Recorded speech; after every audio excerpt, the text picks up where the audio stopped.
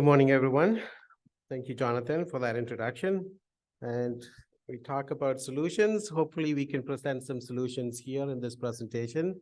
We did have a discussion or session on Tuesday. I talked about how Indigenous Services Canada support housing for unreserved members. And today I'm going to talk about some of the targeted programming to address the immediate housing needs in community. My name is Siva again. I'm the Senior Housing Officer with Indigenous Services Canada. I have a team here. All of ISC is here, and you may have met them at the trade show, and we will be here today as well. So feel free to come by and say hello.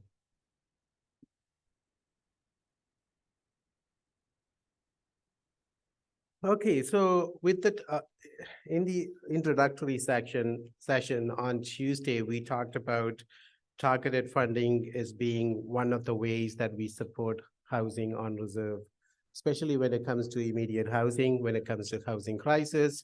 These are more immediate term solutions, and we have funding from the budget 2021, 2020, budget 2021 and budget 2022 announcements.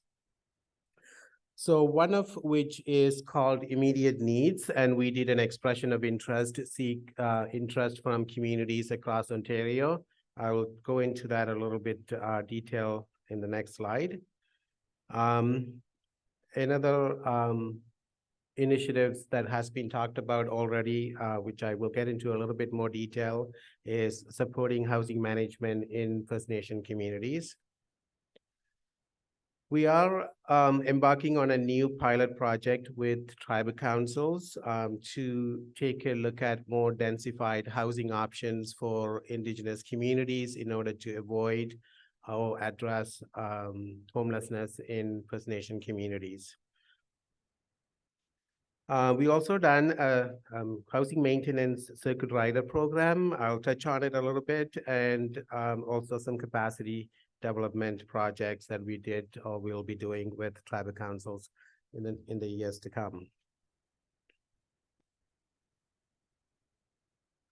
So the first one is the immediate needs. In order to address the immediate housing challenges in communities, in May of 2022, we launched an initiative which will address construction of new affordable housing for principal residences, help communities to service their lots or address some of the pre-construction activities for future construction of homes, and to renovate existing homes or to add additional bathrooms and bedrooms to the homes in order to address overcrowding in communities.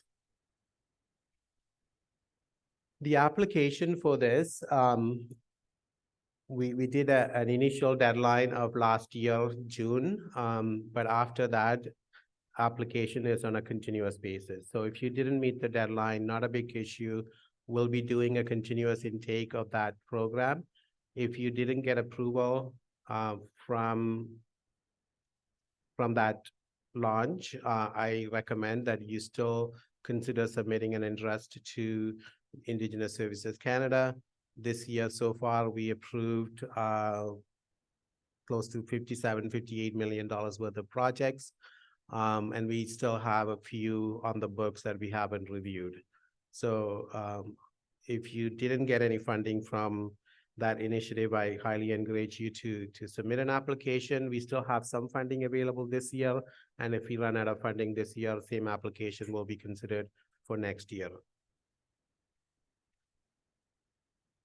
This funding can be used to address any social housing projects located on reserve. So that can include housing for elders, housing for youth, housing for single people, housing for families, depending on the need of the community. So in terms of determining the cost for building these homes, we considered the geographical location of the home and the population of the home. So depending on the zone where the project is located, it can vary from $258,000 per home all the way to $437,000 for home in a Zone 4 community. lot servicing and pre-construction activities, it can range from 48,000 to 82,000, depending on the zone where the project is located. And for renovations, it can range from 40,000 to 68,000, again, depending on the location of the project.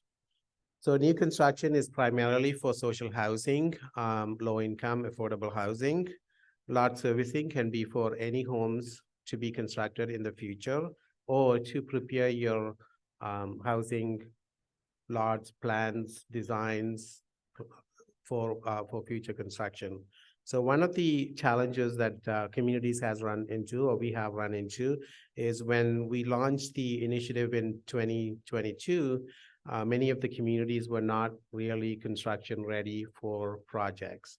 So we supported them with pre-construction activities so that they can use the first year to get their planning and designing and construction drawings and all that done.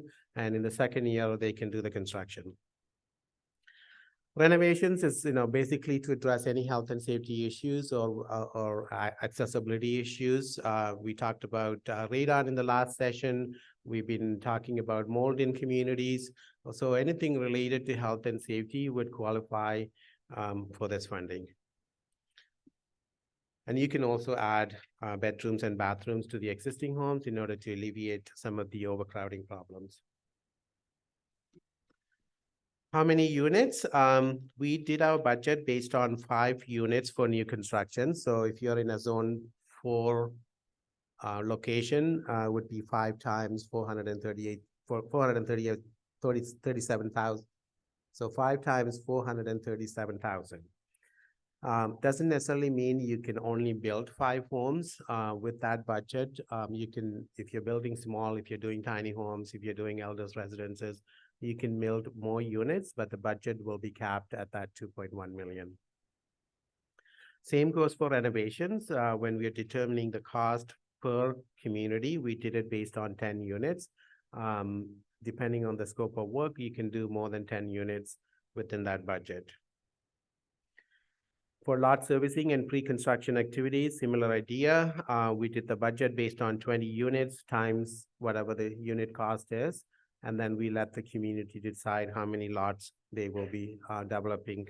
But we did expect a minimum of the 20 lots if you're getting the maximum funding.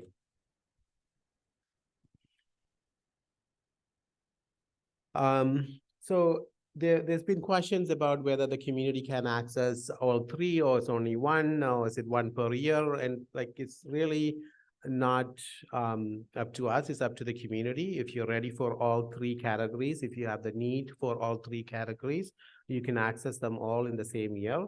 If you need more time to plan, maybe in the first year you want to do renovations and prepare the lots. In the second year, you want to do the new construction, that's okay too. So, and some communities, they couldn't do the full 10 renovations in 1 year. So they did 5 in 1 year, 5 in the second year. That's okay too. So we are not limiting the time frame for communities to get the work done. It can be done over multiple years. I mentioned that already. So we still have some funding available from this initiative for this year. I wouldn't worry about funding at this time. If your project ready, send us the application. If we run out of funding this year, we'll be considering those applications for approval next year.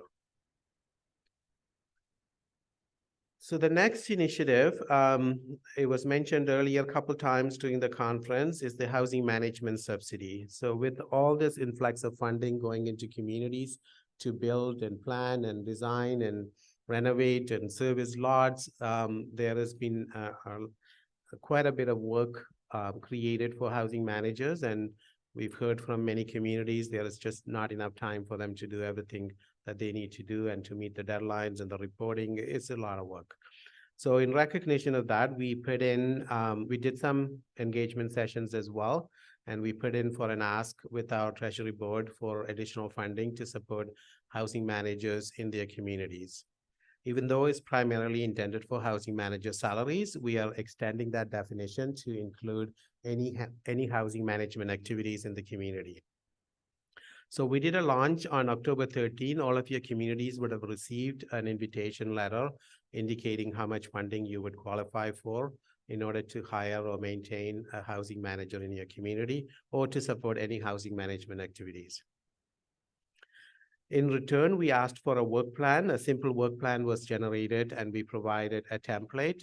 You can simply do check marks on the template as to what you want to do and then send it back to us. That funding is set aside for you until the deadline. So if you submit the application, the funding is almost guaranteed on. Thanks, Tracy. Tracy is my partner at work and she always keeps me on my toes. So in determining how much for every community, again, we consider the geographical location of the community and the population of the community. And we did a maximum of $65,000 per community and a minimum of $32,500 per community. That's on an annual basis. So this year it's only a proration of that amount, which would be half of that for this year until March 31st. The funding is available for the next 3 years. So if communities want to do more of a longer term planning, that's okay too. You reflect that in your work plan, and we will be able to do that for the next 3 years. As I mentioned, it is intended for the recruitment, training, retention of qualified housing managers. Given the late launch of this initiative, this year we are allowing any other housing management activities as well. So if you need to hire a project manager this year, you don't have time to recruit and train somebody this year, that's okay too. We are also supporting any computerization of your records. So if you need to buy computer softwares, if you need to do training, databases, I think you've seen some of that in the trade show yesterday. This funding can also be used this year.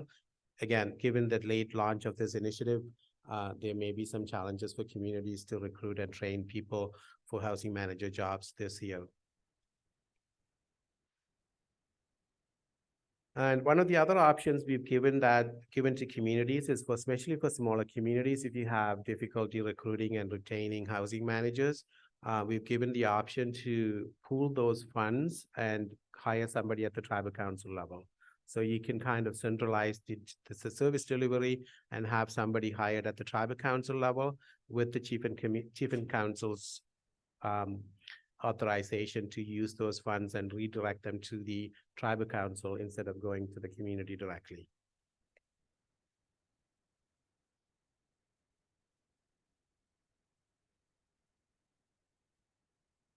So as I mentioned earlier, this funding is renewable and it's renewable until 2026, 2027. So it's not just a one-time funding. We really want the communities to take a close look at what their housing needs are and do a longer term planning and, get into more of a plan-based funding as opposed to annually proposal-based one-time funding. We do have to report back on this funding because it is targeted funding. So we have to report back to Treasury Board on the outcomes achieved. So we will be asking for some measurable outcomes and some reporting on this funding. Reporting is simplified. If you look at the work plan, like I said, again, it's a checkmark based work plan and the reporting will be somewhat similar. So to access this year's funding, we are asking communities to send us their work plans no later than November 30th, 2023. So we'll be holding the money that was allocated to your community until then. After that, we'll have to reallocate those funds so that we don't lapse them at the year end. You don't have to wait until November 30th. Send us as soon as possible so you have the full 6 months or 5 months left to hire somebody. We are hoping to do a quick turnaround on the approvals of this work plan.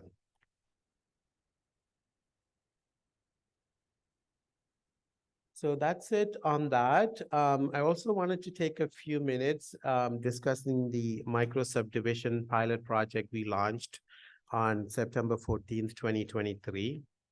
We held a town hall with all the tribal councils in Ontario. We presented the idea to tribal councils. There was well, close to 92% support to proceed with that idea. So we made it into our programming this year. All tribal councils in Ontario have been invited to submit up to 2 applications for this pilot project. And it is divided into 3 stages. So the first stage would be, we'll be providing some funding to the tribal councils as seed funding, just to do their research and their study on which communities are in need, and also to see if the community is an ideal candidate for this type of programming, given their infrastructure needs and the population, land base, and all kinds of stuff. The funding is intended to increase the availability of lots within the existing infrastructure to address overcrowding, homelessness, and insecure housing. It is a bit densified. You will see some pictures later on the slide. It's a densified housing option with smaller lot frontages, again, to address the growing need, growing homelessness and insecure housing problems in communities. At this time, we are limiting the number of projects up to 2 per tribal council, 2 applications per tribal councils. If it is successful, the intention is to continue that trend into the next fiscal year, with more communities being enrolled.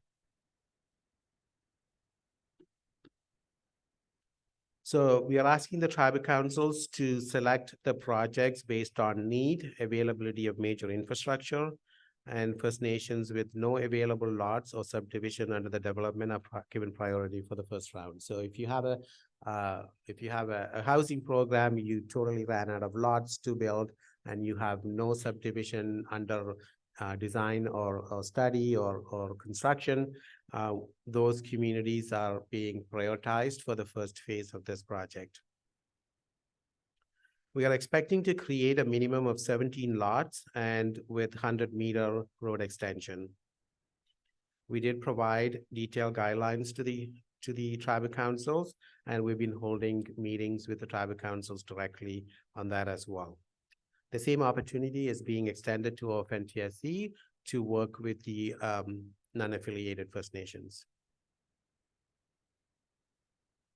So we are expecting the applications to come to us by October 31st if the community and the tribal council want to start their project this year. Again, it's a soft deadline. If you don't submit it, that's okay by that date. The application deadline will be on a continuous basis when the community is ready. But if the application doesn't come in by October 31st, then it may be pushed to next year.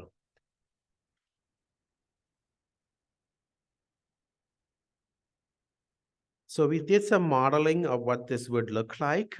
This is a 10-meter frontage lot with 100-meter extension.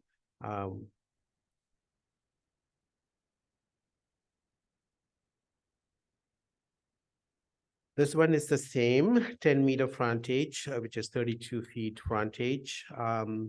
But you will see the difference between this slide and the previous slide is that you will see some houses here that are wheelchair accessible. So if communities are in need of, again, these homes are just for demonstration purposes only. Communities will decide what kind of homes they need.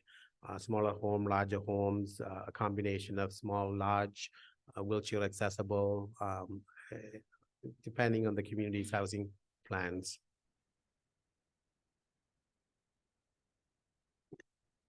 Again, it's a model subdivision plan for a 10-meter frontage, which is 32 feet. And it can be as deep as you want in terms of the size. So it's only the frontage that we are limiting, but not the depth of the lot.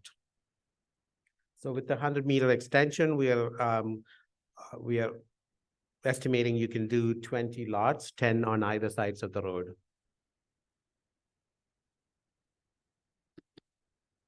So we also did some modeling for 12-meter lot, what it would look like. And what you see is what we came up with through an architect that worked on it. These lots are, again, the homes that are on the plan is for demonstration purposes only. Communities will decide what kind of homes they need. For the demonstration, we try to include variety of homes, multi-level, single level, wheelchair accessible, granny flats, that kind of stuff.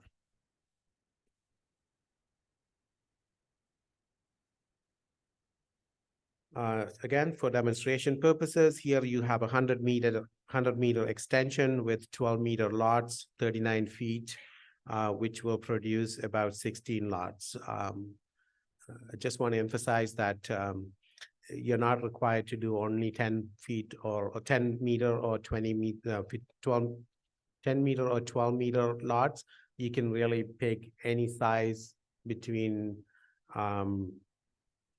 what is reasonable to do the servicing up to 15-meter lots. Sorry, up to 15-meter frontage.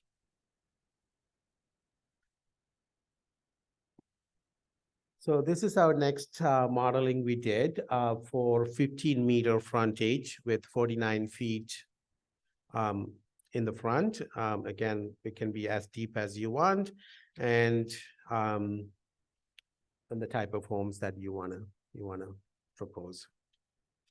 The construction of the construction of the homes is not part of this initiative. This micro subdivision is only to bring the services and the road access to the location. The construction of the homes would be a future project.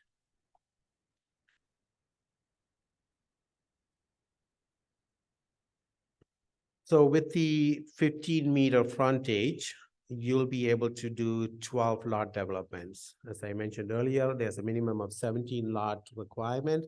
So if you were to do 15-meter lot, then you have to do some lots smaller, some lot larger to make up the minimum of 17 lots out of this initiative.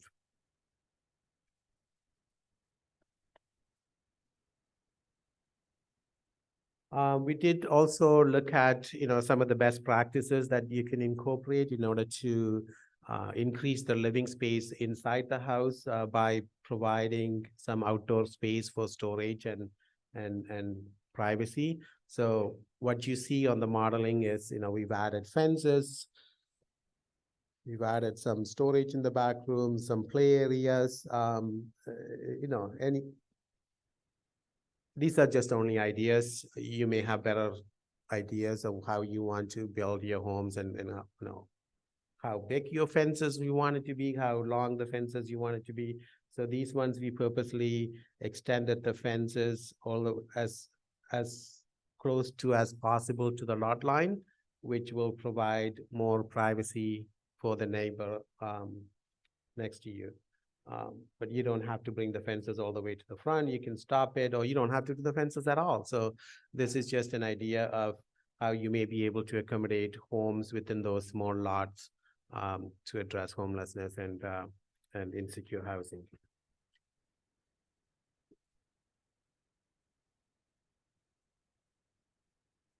So I'll quickly touch on the last two initiatives, and then I'll maybe go back to taking some questions. Housing Maintenance Circle Rider Program, which was a pilot program we did in order to support the training, mentoring, and capacity building of First Nation housing managers and housing professionals within communities. And primarily to prevent minor repairs from becoming a major repair. So we provided some funding to Tribal Council in order to hire a Red Seal carpenter and work with the communities in order to mitigate some of these repair needs earlier in the stage, and also to train the tenants and the maintenance people in the communities so that this can be addressed as quickly as possible. We provided funding up to 2 years for the pilot process, and then we asked the community and the Tribal Council work on a sustainability plan to continue that kind of a model going forward. It is, more ideal for smaller communities, more of an aggregated or centralized service delivery. If you don't have enough, carpenters and maintenance people and housing managers in the communities, and if you only have a few homes to manage. This pilot has already been completed with the Wabanung Benjuang Association of First Nations. They have agreed to share all of their information and their experiences with other tribal councils, should there be one interested in repeating that. Right now, AKRC is also looking into that. I think they were funded last year. They are looking at into the possibility of doing more of a centralized service delivery for the building and maintenance of homes from a tribal council perspective. There was a video also produced. It's a pretty low-key video, but I think it provides the sense of what they've done in their community. You're welcome to go to that link and have a look.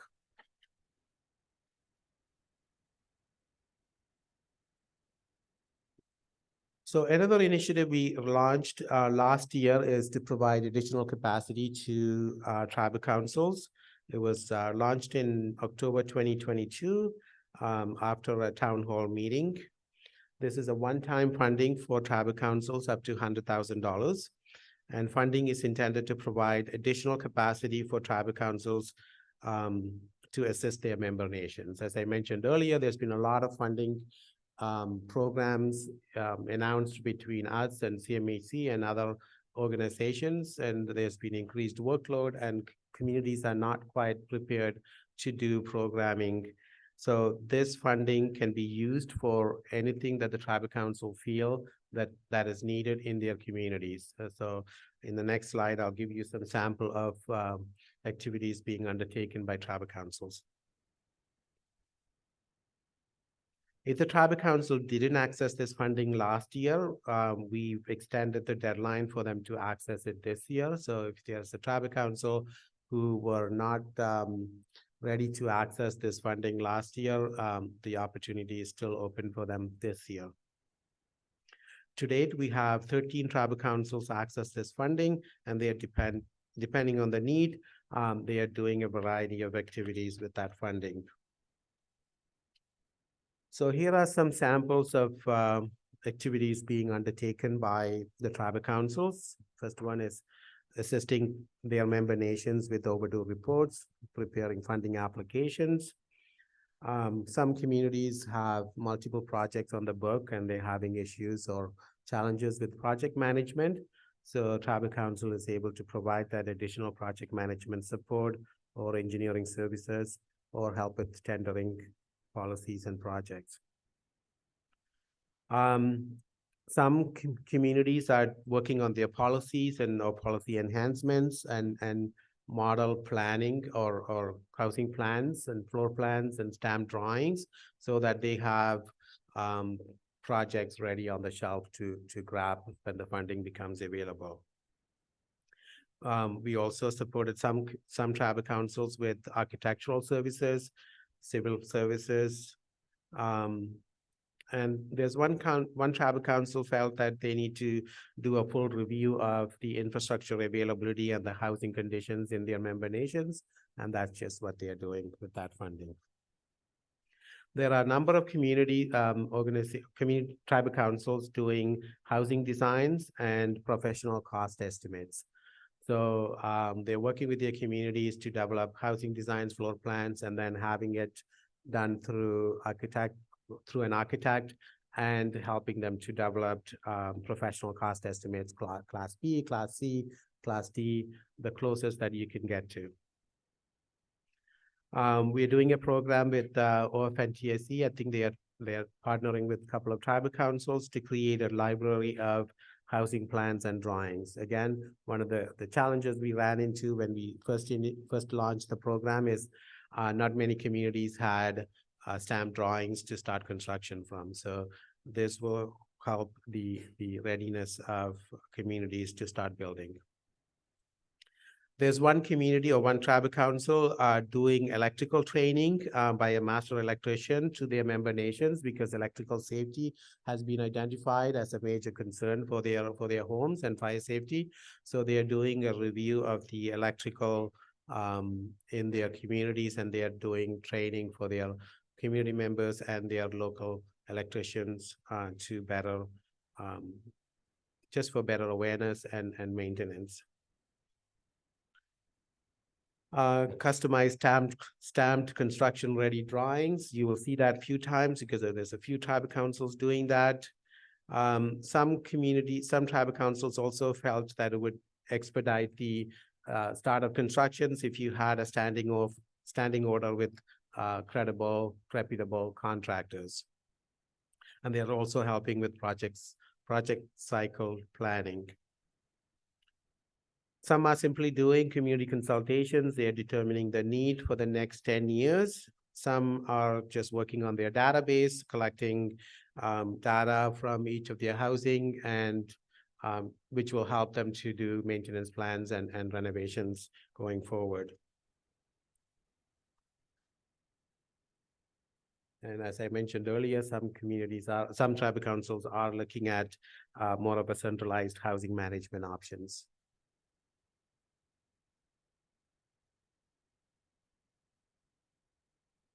So any questions after the session? My team is here in this table here. Tracy Roblin is a capital management officer, works primarily on housing. So is Jonathan. He's working primarily on housing, even though he's a capital management officer. And Sandra has just joined us as well. She can help you with any questions or reporting or filling out the applications. So all four of us are available. If you don't get hold of one, you can contact the other. We'll be able to set up individual meetings. We can set up group meetings, whatever that is needed to get projects going. Maybe I'll stop there and ask any questions. Go ahead, man.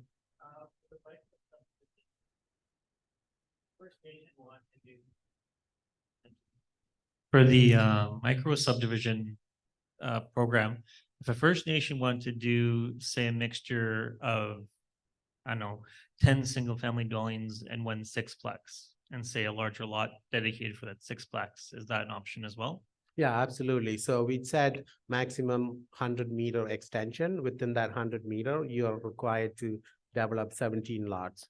So if you're doing one lot bigger, then you do another one smaller, you kind of balance it out to get the maximum 17 you need. Could they develop 10 lots, but since one lot has a sixplex, they still get the same number of housing units, but less lots are developed in terms of individual lots? Minimum of 17 lots we have to report back on, yeah.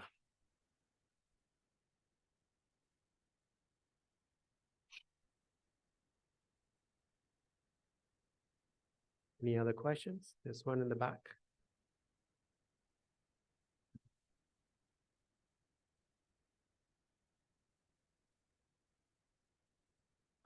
The micro subdivision, it seems very, very city-like. I think my question is, was there any feedback from the community in terms of like the layout of the houses and the spaces? Because to me, as an Indigenous person, it seems very small, and we're already in a small house with overcrowding, and it just seems like we're being crowded even more, if that makes sense.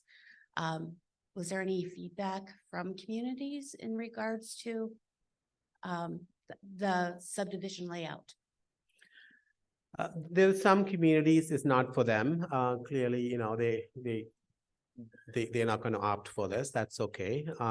Primarily, this is intended for communities who doesn't have infrastructure to build larger, more traditional lots, and their population is growing and their homelessness is growing.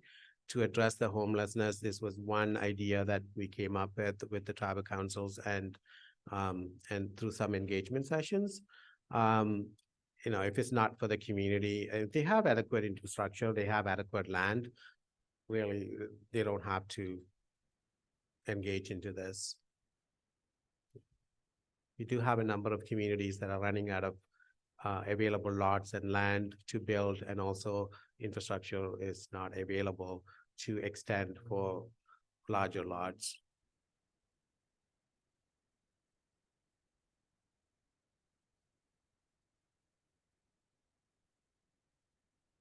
Any other questions?